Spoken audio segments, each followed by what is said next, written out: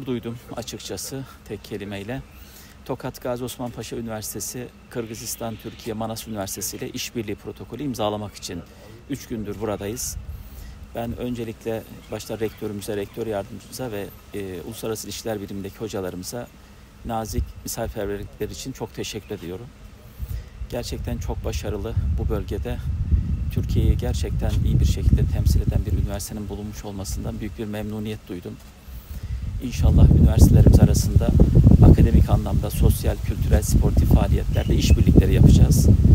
Güzel, verimli bir görüşme gerçekleştirdik.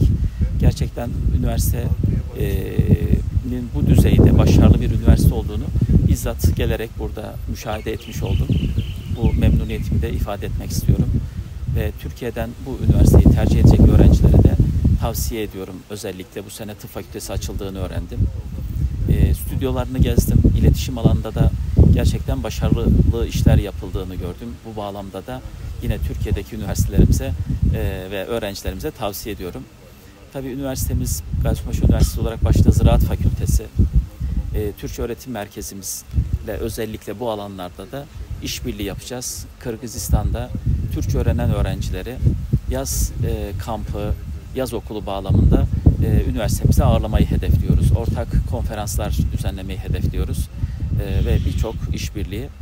Gerçekten ülkemizin burada başarıyla temsil edildiğini görmüş olmaktan büyük bir memnuniyet duyuyorum.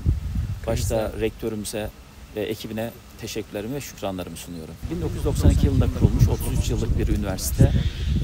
Bizim tarım, gıda, işleme konusunda yetkin bir üniversite.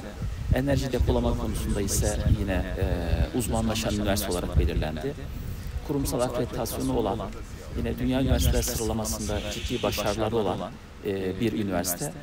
Yine burada marif okulları başta olmak üzere okuyan öğrencilerimizi üniversitemizde eğitim almak isteyen öğrencileri davet etmek istiyorum.